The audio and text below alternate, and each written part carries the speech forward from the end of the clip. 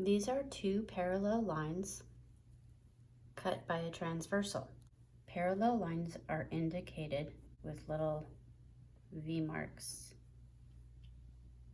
What's special about parallel lines cut by a transversal is that there are so many angle relationships that help you find missing angles. Let's say that we know this angle is 110 degrees. Because these two angles are on a line, we know this one is 70 degrees.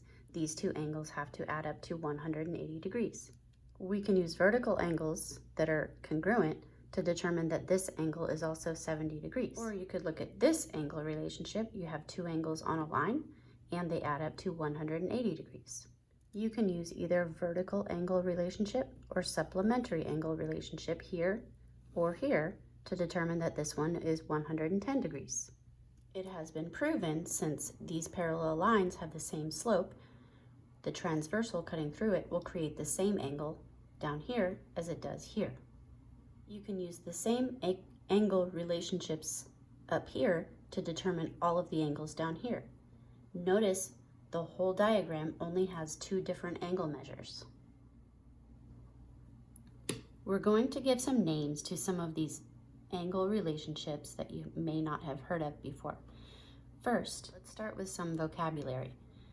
The area between the two parallel lines is called the interior, and the area outside of those lines is called the exterior.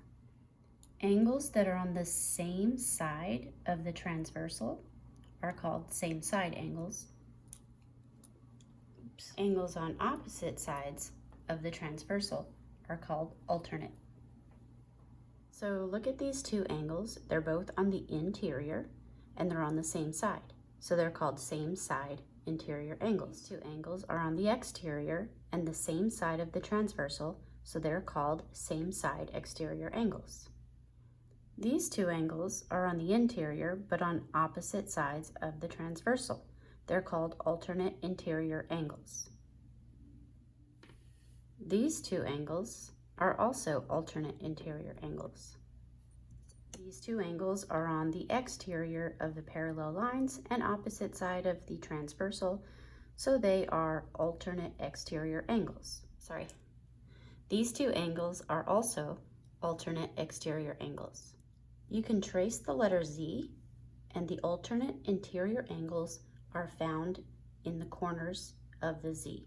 You can also do a backward Z and find the same thing. One more angle relationship is called corresponding angles. The way you can look at it is if these are tables at a restaurant, and these four angles are at this table, and these are four angles at this table, these two are sitting at the same position but at different tables. They're corresponding angles. These two are also corresponding angles. Congruent angles are the same thing as angles with equal measure. Alternate interior angles have the same measure, so they're congruent. Alternate exterior angles are equal in measure, so they are congruent. Corresponding angles are equal in measure, so they are congruent. That's when two angles are sitting in the same position but at different tables. And just as a reminder, vertical angles are also congruent. Some supplementary angles include angles on a line, same side interior angles, and same side exterior angles.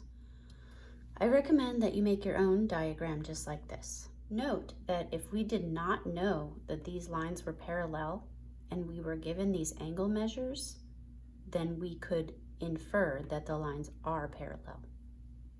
So it goes both ways. For example, if you are told that alternate interior angles are congruent, you can infer that the lines are parallel.